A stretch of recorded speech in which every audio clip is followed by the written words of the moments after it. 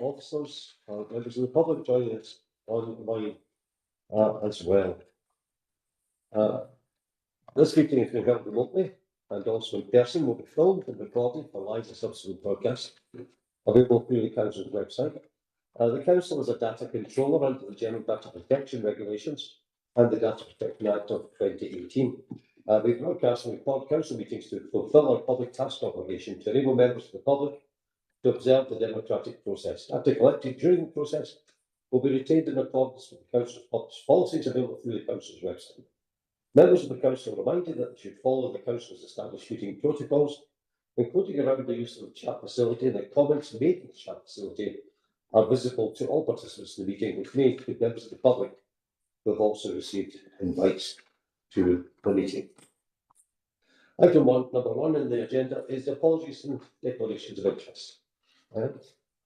We have apologies for absence from Councillor Wilson and Councillor Maguire. Provost will now move to an attendance roll call before proceeding to the declarations of interest. And the following members please indicate if they are present at the meeting either in person or remotely. Councillor Armstrong. Present in the chamber. Councillor Brennan. Present in the chamber. Councillor Brooks. In chamber. Councillor Cassidy. Present remotely. Councillor Clockerty. Present in chamber. Councillor Crowther. Present in chamber. Councillor Curley. Present in chamber. Councillor Daisley. Present remotely. Councillor Hellier. Present remotely. Councillor Jackson. Present in the chamber. Councillor Law. Present remotely. Councillor McCabe. Present in chamber. Councillor McCormick. Present remotely. Provost Mackenzie. In the chamber. Councillor McVeigh. In chamber. Councillor Moran. In the chamber. Councillor Nelson. Chamber. Councillor Quinn. Present remotely. Councillor Reynolds. Present remotely. And Councillor Robertson. Present remotely. Are there any declarations of interest? Yeah, item 5, I run a business which does contract work for Inverclyde Council, so I would take part in this, if that's okay. So, Councillor Curley. Just with respect to agenda item number 7, as always, I suppose the subject of the report, or the reason for the report, is I'm a council representative on one of the organisations named in the report. I respect the Riverside Enterprise, so just for purposes of clarity, I'm just looking at that connection. Thank you, Councillor Armstrong. Thank you, Provost. Same item 7, just to declare a connection. I'm on the board of IBCSS and I'm also on the board of trustees of Mind Mosaic. But it's just a connection. I hope you'll be nice. Yeah. Oh. Councillor Reynolds. Again, item 7, I'm a member on the board of Inverclyde Leisure. Thank you. As am I.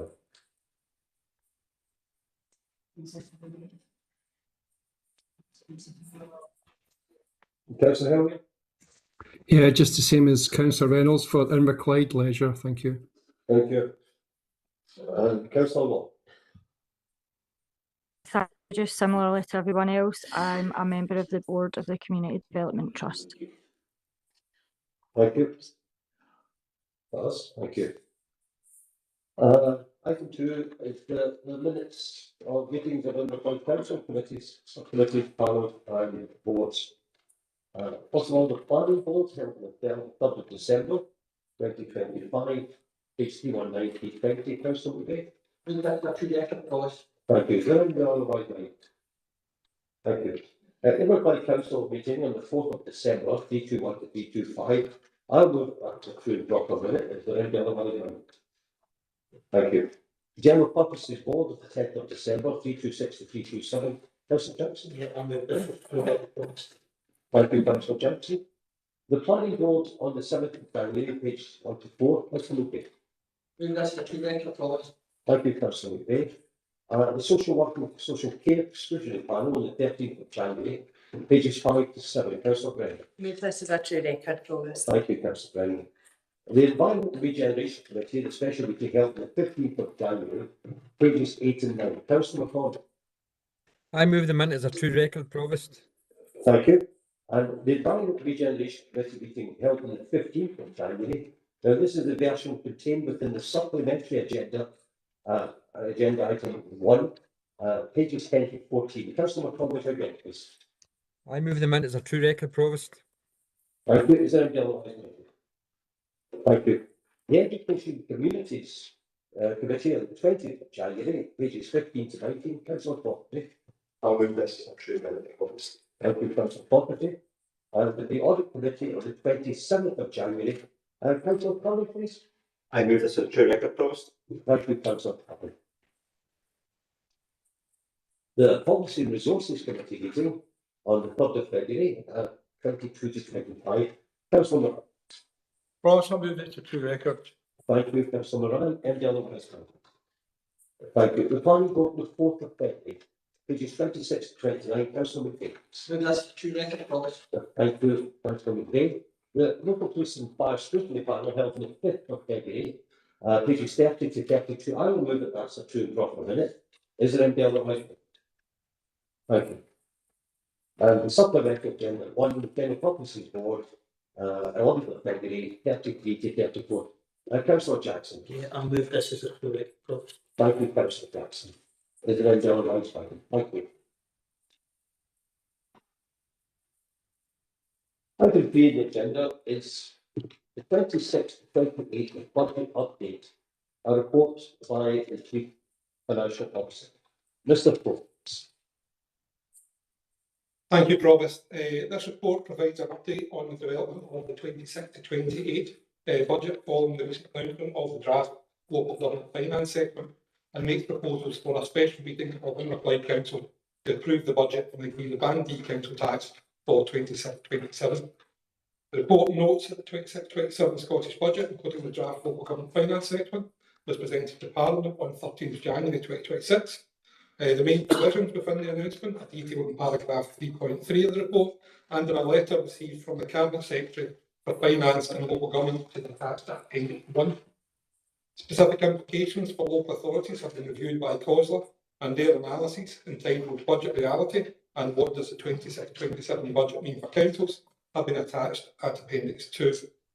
In terms of the impact on Inverclyde Council, Appendix 3 analyses the funding and additional commitments at national and local level and highlights that the net increase in uncommitted funds indicated in the assessment was £1.834 million, representing a 1.4% real terms reduction from 25-26.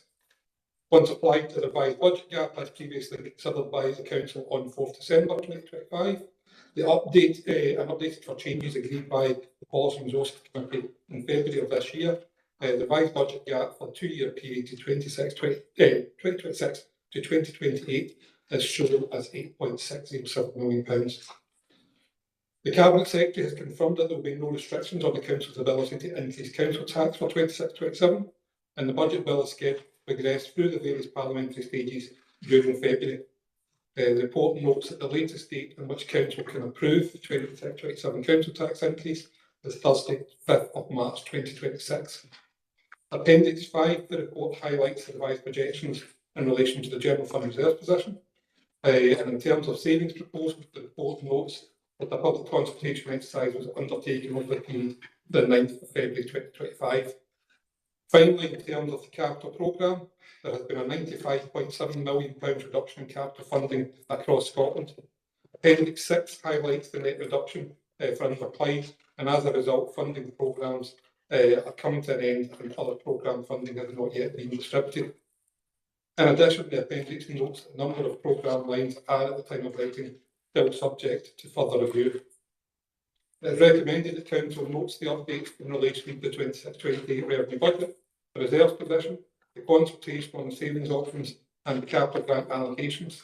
In addition, Council is asked to agree that the Chief Executive has delegated authority to consult with the Provost and make arrangements for a special meeting of Council on 5th March 2026 to consider the budget and again council tax for 26-27. Happy to take questions, Promise. Thank you, Mr. Forbes. Members, do you have any questions for Mr. Forbes?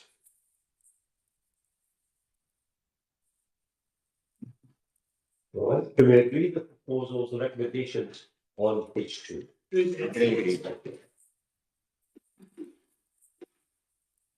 Agenda item number 4 is the review of the council standing officers, scheme of administration and scheme of delegation of officers. And there is a vote report by the Mrs. Brown. Thank you, Provost. This report suggests a number of changes to the Council's standing orders and scheme of administration and scheme of delegation to officers. Following consultation with elected members, the extended corporate management team and other relevant officers, updated documents in clean and comparison versions have been set out in the report as appendices, as well as tables showing substantive changes. Within the body of the report, there is a reference to some of the most key changes, and in addition, a members' briefing took place last week to explain the key changes to members. The slides from this briefing were sent to all members subsequently. Members should note, however, that the changes highlighted using these methods are only the most significant of the changes made, and that other changes can be seen in the documents themselves. In addition to the suggested changes within the papers, I would also like to propose some further changes orally. Firstly, I would draw members' attention to the explanatory note, which is on big page 31 of your papers. And in particular to the second last paragraph, which states these standing orders and scheme of administration are subject to the overarching legal and regulatory framework that the council operates within, both statutory and also common law. I would propose to add the following words to the end of that sentence: and the ethical standards that apply to its members. Secondly, in respect of Standing Order 64, which is on big page 46 in your papers.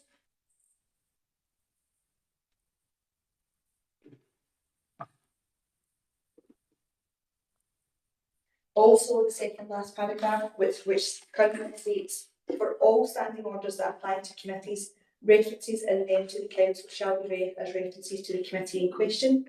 And I would propose to add this, and references in them to the provost shall be read as references to the convener or chair, unless the context otherwise requires.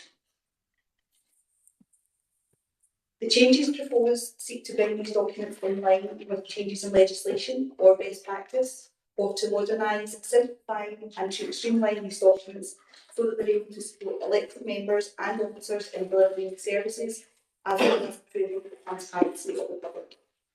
I take any questions. Thank you, Mrs. Brown. Do we have any questions for Mrs. Brown? Councillor, please. Thank you very much, Provost. First question is about clarity, Ms. Brown. So obviously we have the papers in front of us, and page 50 refers to the committees and the panels and set of boards. Everything's licensed board scheme. So what would we be assuming is the standing orders for the licensing board? Should there be any changes? Should member of the licensing board take understanding from this and transfer across, or will officers at a later date update members of the licence board?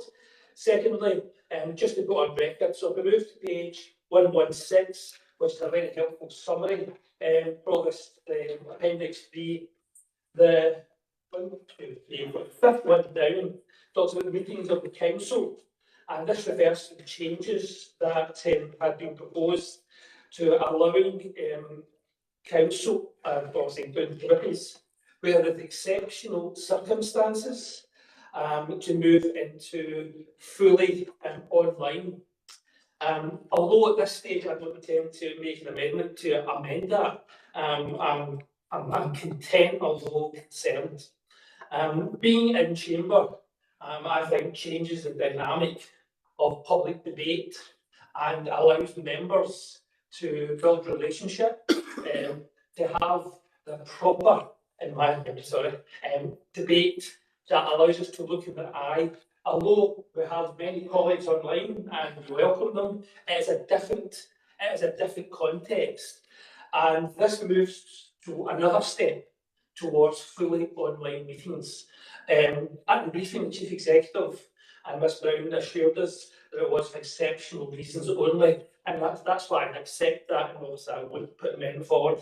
But I just want to raise my concern that we're moving away from what was the debate, the challenge, the understanding of each other as humans in chamber to online profiles. And I think it would be a sad day if we went fully online, Provost. Thank you, Councillor Brooks. Was there a question on the? Only the first one. The first one. Mrs. Brown, can you do this? Thank you, Rose. Yes, so there's a separate scheme that would apply to the licensed board, and I'm happy to circulate that if that would be of assistance. Only to members of the licensed board. Thank you. Yeah. Thank you. Are there any other questions from Mr. Brown? Can we agree the recommendations on page 25? And the problem for purposes with the verbal update on. Into the bill. Yes. Yeah.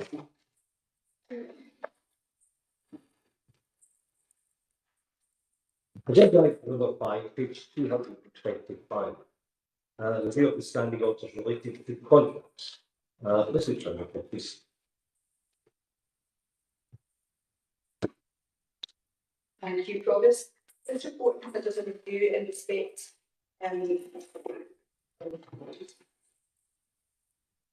this report is a review in respect of the Council standing orders. It seeks approval of an updated version of the Council standing orders relating to contracts. These have already been considered by the Audit Committee and referred to Council for approval. The contract standing orders were last reviewed in February of 2022 and are required to be reviewed every 4 years. Some substantial changes are proposed, and these are summarised within the body of the report. The proposed contract standing orders make some non-substantial changes to reflect current practices and job titles, etc. It's proposed that the revised contract standing orders are adopted with effect from the 1st of March 2026. Happy to take any questions. Members, do we have any questions for Mrs. Brown? Can we agree the recommendations on page 225? Thank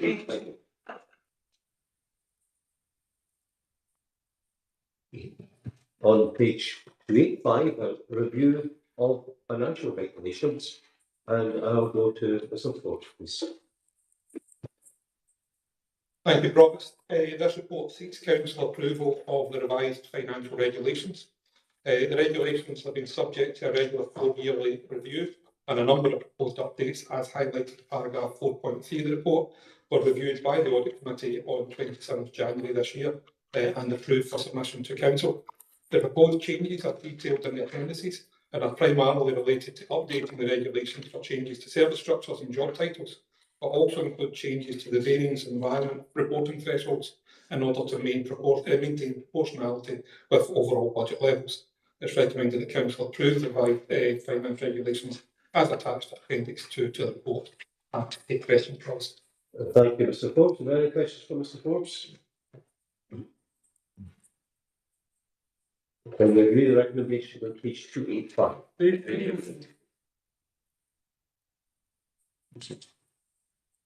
Agenda item number 7 is outside bodies representations, and this is a report by the Chief Executive. Mr. Johnson, please. Through you, Provost. At the first meeting of each council, elected members approve councillor representations outside bodies. These outside bodies can range from national, regional and local organisations. In some cases, the representation on some of these bodies predates the local government reorganisation in 1996. Due to the way that the Council's engagement with some of these organisations has changed, namely in respect of contracting and grants, it was recommended as part of the 2022-2023 assurance statement that this be reviewed. Since 2023, the governance of external organisations has evolved with annual reports to the Policy and Resources Committee. There are currently 5 Tier 1 and 7 Tier 2 organisations with appropriate governance arrangements in place. Of these organisations, we have Inverclyde Leisure, Riverside Inverclyde, Inchgreen Marine Park Limited and the Trust.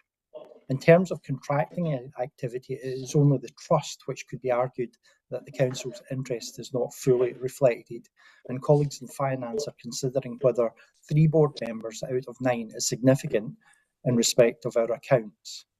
Were it not for councillors' Provost involvement in local organisations, some of those organisations could struggle. And having carried out the review with Mrs Brown, we believe that we should leave things alone for the duration of this council, that we should not take on any further roles, and for Mrs Brown, Mr Forbes and I to make recommendations for the start of the next council. Provost, happy to take any questions. Thank you, Mr. Jimison. Do you have any questions, members, for Mr. Jimison? Councillor Collins. Thank you, Provost. I just want to tease out one aspect of this paper. This paper is very specifically talking about outside bodies where the council have the ability to appoint members on the boards, but obviously they have other outside bodies and other community organisations where as elected members are often asked to stand and contribute to these, and sometimes these will again have contractual relationships with the council. So the paper is, and the report as it stands now is quite silent on that, so I'm just wondering whether or not these bodies are also covered by with the recommendations within this report, specifically that no new appointments be made or councillors do not offer themselves up for membership of those outside organisations. So I'd be interested to get that sort of clarification. Thank you. Mr. Jimison, can I help here?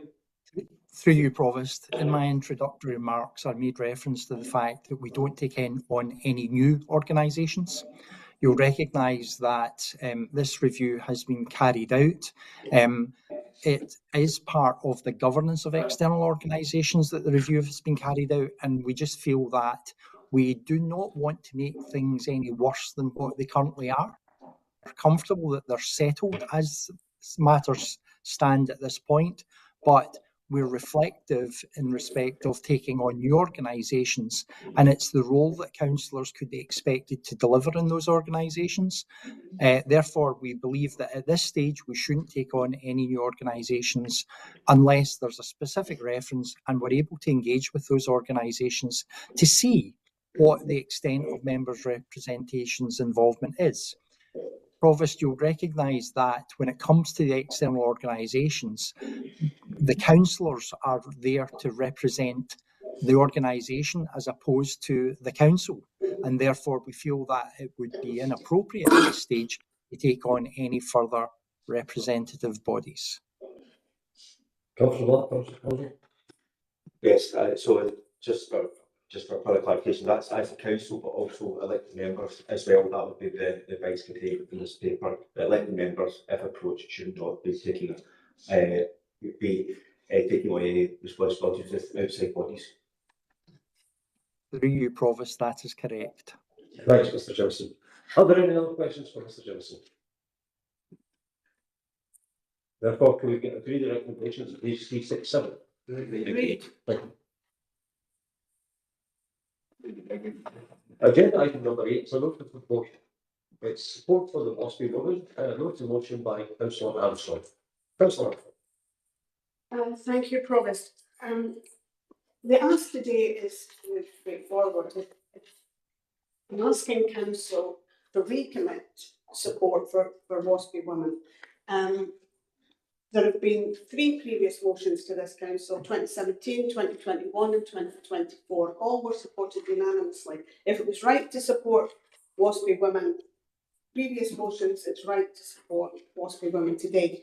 Now, members may not agree with everything I'm about to say, but you don't have to agree with what I'm saying to support the motion. The motion is simply a recommitment in as per the terms of the previous motion. So, by way of a hopefully short recap, since 2016, there's been a campaign by 1950s born women who believe that they suffered harm by the way the extension of the pension, of their pension date, the date at which they qualified for state pension, was communicated. Now, the state pension had been at 60 since 1948. This isn't a pension that moved around at different times. There was one age, and it'd been in place at 60 since 1948. In 2018, the Parliamentary and Health Services Ombudsman started a review what had happened with WASPy women in state pension, 1950s born women. The Ombudsman took 6 years to conclude their investigation. And the investigation concluded that there had been maladministration amounting to injustice, and that 1950s born women should be compensated. Each woman should be compensated up to £3,000. Now, the injustice, and I can quote from the Ombudsman's report, amounted to significant detriment, financial hardship, emotional harm, and a loss of a sense of personal autonomy. Now, in this country, injustice is remedied by compensation, but apparently not if you're a 1950s born woman. The other thing about compensation is that it is validation. Compensation would validate the injustice suffered by WASPy women. So, since our last year talking about WASPy women, almost 2 years ago,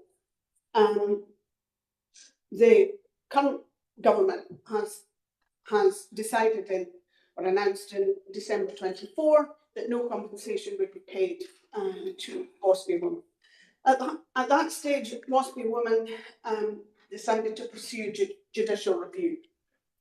So that process was going along. That process was paused in December 25 when the government, the UK government, current UK government, announced that there would be a short review because there was some documents from 2007 that had not been available to the previous Secretary of State for Work and Pensions. In January, late January 2026, the Right Honourable Member for Wolverhampton South East, Patrick Bosco McFadden, announced to a virtually empty House of Commons that the review had been completed and the conclusion was exactly the same, that compensation would not be paid to WASPy women. Now, that review had taken just over 6 weeks. 6 weeks compared to the Ombudsman's inquiry, which lasted 6 years. 6 years of interviews, discussions, papers, and so on. Somehow or another, in 6 weeks, the current UK government decided that the Ombudsman was wrong and they were right. I actually have a copy of the letter sent by Pat McFadden to all MPs. I mean, it's quite an extraordinary letter. For me, it demonstrates a considerable, quite unbelievable lack of insight and compassion. The letter comments that the government is determined to ensure that all pensioners on lower incomes, the majority of whom are women, Secretary of State for Work and Pensions knows that the majority of women, of pensioners on low incomes are women, have a better life in retirement.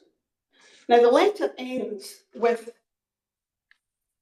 comments about record investment in the NHS, meaning that pensioners will get their operations quicker and won't be in pain or waiting lists.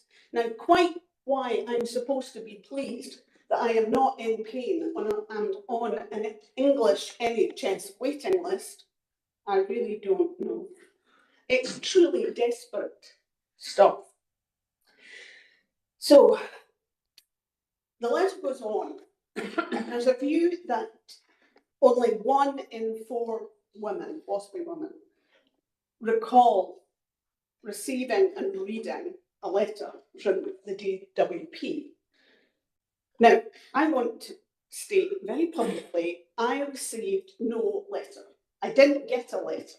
Now, there are 2 reasons for that. One, I'm actually a baby of the WASPy woman, born in 1959. I'm the baby of the group. And in 2007, the DW actually stopped sending letters. They just stopped trying to let people know. I know exactly when I knew that my state retirement date was drifting off into the future, actually leaping off into the future. It was in a conversation with my pal Sandy, another migrant. I prefer the term migrant to expat. And she was telling me how many more months she was going to have to wait. And that's when it dawned on me that actually my state retirement age was also drifting off into the future, and I would be affected. Actually, I would be more affected. So I'm definitely one of the 3 women who can't say that I recall receiving a letter, reading a letter. I did not get a letter. Now, how many more of the 3 out of 4 didn't get a letter? But somehow this is being used as justification for not compensating WASPy women. For me, in my view, this is nothing short of a stinking betrayal. Now, I'm stood here trying to make the case for support for local women, and there's over 5,000 of us. There's not a member of this council who does not have a 1950s born woman in the family or in the social circle. Now, and there's been hardship, real hardship. People have really suffered. There are women whose standard of living in retirement is nothing like what they expected, that they are impoverished in retirement. Women whose divorce settlements were predicated on them getting the state pension at a particular age. Now, I've received one letter from a constituent. Well, I've received many pieces of communication, but I want to refer to this one in particular, because for this constituent, the final straw, and she has been in communication with our now MP, the same person who sat opposite nearly 2 years ago, agreeing with the motion in 2024. But someone has told, I don't know who, but someone has told this woman that she should have been saving for retirement. Now she reminded me that it was only in 1979 that women didn't lose their jobs when they became pregnant. She told me in great detail about the journey she took across Inverclyde, a combination of buses and taxis, getting her children to their grandparents through the 7 weeks summer holiday. She worked 7 weeks every summer for nothing. There were no child-free places, there was no family-friendly policies, there was no parental leave. She lost her husband at 56. She thought she would get a widow's pension. No, didn't qualify for a widow's pension. She got 1 year's money. But it was classed as second income and taxed. So for every 4 weeks' money she got, 1 week went in tax. Can anybody explain how that woman was supposed to be saving for her retirement? I think a lot of things have changed since 1979. I was 20 in 1979, wandering around, quite optimistic about the future, copy of spare rib under my arm. And sometimes, yes, some things have improved. But every so often I just get a complete jolt. You know, this week we learned that there won't be equal pay in this country until 2056. I'll be dead. I didn't think in 1979 that it was going to take anything like that length of time. I was naive, perhaps. I was also naive almost 2 years ago when I brought the last motion on WASPy to this council. I'd been annoyed and frustrated about the previous government kicking the can. But I had some optimism. I had some optimism that an incoming government would right the wrong. How stupid was I? How naive? But the fight goes on. Because people like me who have, albeit a very small voice, have to stand up and speak for the women who have no voice, the women who are impoverished, marginalised, betrayed. You don't have to ever agree with everything that I have said here, but I do hope that every member of this council will at least be consistent in their support for WASPI women. Thank you, members, for your attention. Thank you, Provost. I move the motion. Thank you, Councillor Armstrong. I understand the motion will be seconded by Councillor Reynolds. Councillor Reynolds, please. Thank you, Provost. I am yet again dismayed it is necessary to second this motion. Raising the women's state pension age was one of the less controversial things we have done, and yet probably has saved more money than anything else we have done. This was a statement made by former Conservative Chancellor George Osborne. He made this comment in May 2013 during a roundtable discussion with finance ministers and the IMF regarding the acceleration of the increase in the state pension age for women to 66. Osborne was boasting about the enormous savings achieved by reducing the burden on the Treasury by accelerating the equalisation of the state pension age. This policy and its subsequent acceleration in 2011 directly affected women born in the 1950s, the WASPI generation, who reported having little or no notice of the changes. Campaigners for WASPI have frequently cited this comment as evidence of the government's callous attitude towards the financial hardship caused to women. To add insult to injury, the present Labour government, who stood alongside WASPI women during their general election 2024 campaign, not only U-turned on the commitment to full and fair compensation after being elected, but have now completely abandoned them. Some did so before the election, as happened during our local hustings by the present local MP, Martin McCluskey. In fact, two of the candidates, when asked to comment, admitted they knew nothing about WASPI, never mind anything about the lack of notice and maladministration. It's worth noting there are a handful of courageous Labour MPs still fully supportive of WASPI and have reaffirmed their position. Pat McFadden's speech not only disappointed but enraged WASPI women, myself included. Let me be very clear. His comments about the majority of women's inability to read a letter, comprehend its content or understand the pension impact were crass and offensive in the extreme. This is patronising to all women, or it should be. His speech included the following, and I quote, "The majority of 1950s born women would not have read and recalled the contents of an unsolicited pensions letter. Also, those less knowledgeable about pensions were the least likely to read it." He goes on to state that the vast majority of 50s born women already knew the state pension was increasing thanks to a wide range of public information campaigns through leaflets, education campaigns, information in GP surgeries on TV, radio, cinema, and online. I rather think he was confused in describing the HIV/AIDS public campaign in the 80s, which was unavoidable for those of us too old enough to remember and certainly impossible to miss. He admitted that the DWP stopped sending letters since apparently they were having no effect. Since when was such a decision made, with such consequences on millions of women, based on nothing but supposition? I was born in 1956 and I did not receive any letter or see any type of public information campaign. People have been saying no to this generation of women for a long time, and some of these happened to me. No, you can't have equal pay. No, you can't have a proper contract.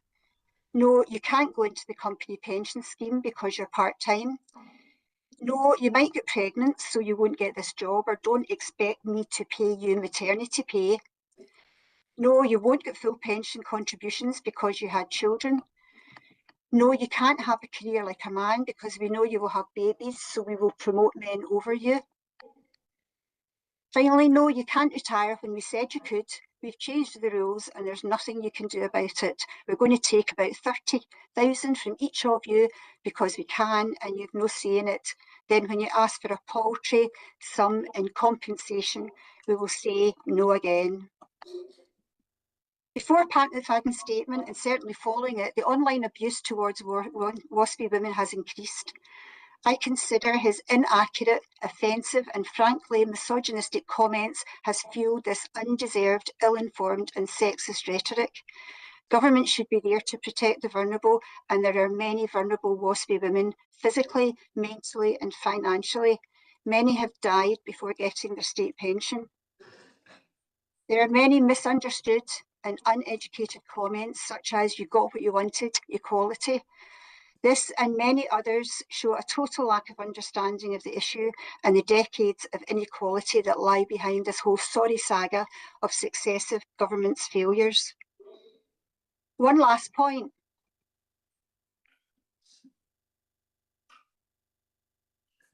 Protected payments for pre-2016 retirees, that's 10 years ago, men before 6th of April 1951 who reached state pension age before the 6th of April 2016 receive the basic state pension, but may also be entitled to the additional state pension.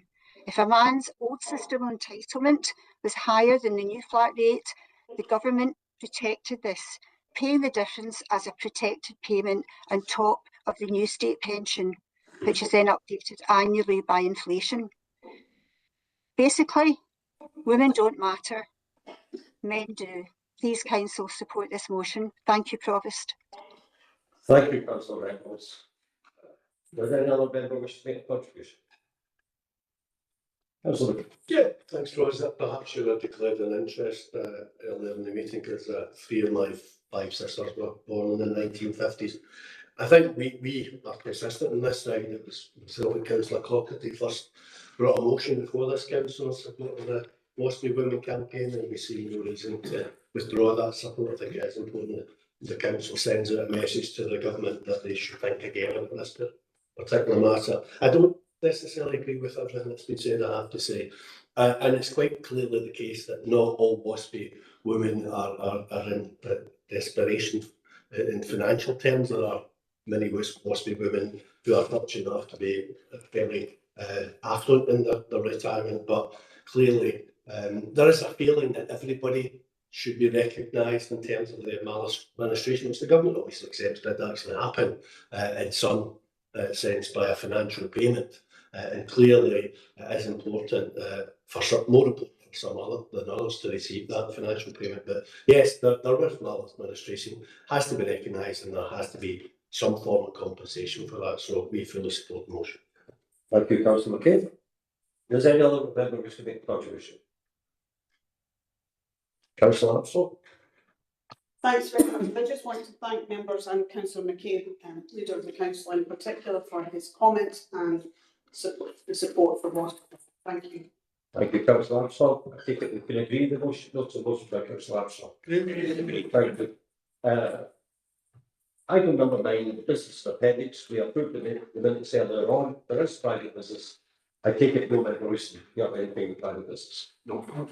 Thank you. And it'll be closed. The meeting closed. Thank you for the attendance. Very happy.